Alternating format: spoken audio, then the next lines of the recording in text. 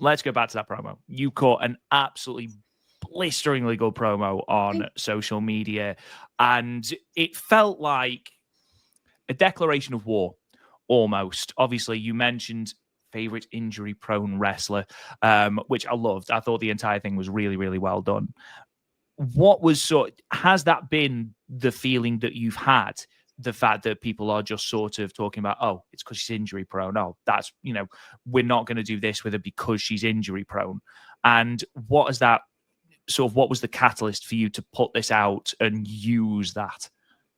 Yeah, I'm like, for the last 8 years I was in WWE, constantly called injury prone, was told that, I'm not getting a push because I'm injury prone. She can't even wrestle a match without getting hurt, like all this stuff, right? And I'm like, all right, basement dwellers, ooh, so sad, you know what I mean? Like, your opinion means nothing to me. But there was a time where, like, especially after the second knee injury, I was in such a dark place. It was incredibly bad. I've never been that low in my life. It was awful. So to see that every single day, it made me give control of my social media over to people, because I couldn't do it, because every day I was being told I'm injury prone. And then every single day, and I'm not joking, for a good 18 months plus, I was being told that, I should kill myself, that I like all kinds of death wishes, death threats, just because I was hurt. What is wrong with people, honestly? I remember one person, I can't remember the name, but I remember the profile photo.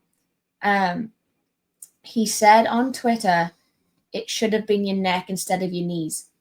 And I was like, sick. Thanks for that. So that, during that time, I was like, that was hitting me hard. But now I'm in a place where I don't care what they think. Like, they are not paying my bills. Like, they couldn't do what I do, even in their sleep. Like, they just sit at their computers or on their phones, just shitting on, excuse my language again, shitting on every woman possibly. They're the same women, like Rhea did, that tweet. They're the same people that are like, give women a chance, do this, do that, do this, do that. And then within the same hour, oh, women suck. It's because you're injury prone. It's because you do this, because you do that. It's like, all right, well, at least, I was going to say something. I was going to say something very gay, and I stopped myself. You're welcome. You be as gay as you want. Yeah. At least I get pussy unlike you, is what I was going to say. But I didn't say it. Yes. There's another thing for you to cut. You know what I mean? But no, it's just, I felt the need to say that in a promo, because I'm at the point where I don't care. And if you're going to hate on me now, at least be creative about it. You've said that for 8 years.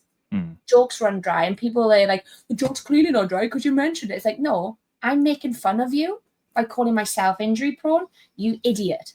You know what I mean? Like, it's just that kind of thing. So that was a catalyst in making that promo, but it was also like, admittedly, and I said this yesterday on Busted Open, it was through lack of trying on my end that my bookings haven't been great, because my personal life took forefront, because I want to say I got fired on November 1st, and November 18th I was in a massive car wreck that rolled off my car. And I was in a Jeep, and he managed to completely write off a Jeep Wrangler. Like, so my... Was he driving a tanker? American truck, but he wasn't looking, he was on his phone. I'm running to the back of me. But nevertheless, so my wrestling took a back step because I had to deal with all that. And it was Christmas. I was going home for Christmas. It was my birthday as well, like 3 days before the car accident. And then, things happened, personal life. So wrestling did take a back burner, which it shouldn't have, but I needed to get that sorted first.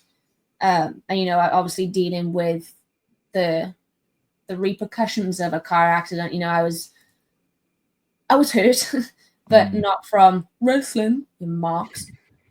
It was from the car accident, so I needed to heal from that. And, like, I'm not, it's one of those things where it's part of me now. Like, it's like wrestling. Like, you body breaks from wrestling regardless. so that's just added an extra year onto my age that I feel like that I'm not actually am.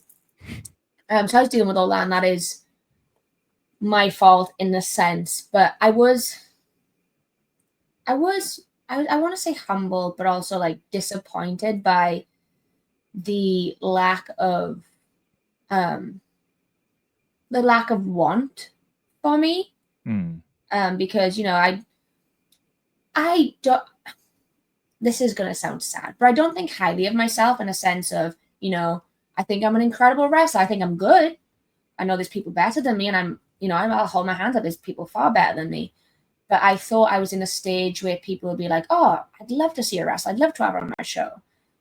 But like I said, I don't know if it's because of lack of pushing for myself or just the scene is so big right now that they didn't see a need for me. So that was another reason I put out the promo was like, calling out these marks that think they, cool by saying I'm injury prone and calling them out on their own stuff. And like, no, guys, I'm ready to go. Like I have been ready. I need to go. I want to be busy as possible. I want to work everywhere and everywhere. I've got people I want to wrestle. I want places I want to wrestle. I want to go to TNA. I want to go to AEW. I want to do MLW, GCW, all these other people. I want to go everywhere and anywhere because I want to show people that the same person you're calling injury prone is an absolute workhorse and is putting on killer matches wherever she goes. I just need that opportunity. So that's kind of why I put out the promo was to shut up the marks, but also to say like, no, guys, book me. You won't regret it. I'm going to put on killer matches for you and let's all together prove these idiots wrong and let's show them that Nixon Newell is back and she's the Nixon Newell that we all used to know and love, but 10 times better and 10 times more experienced.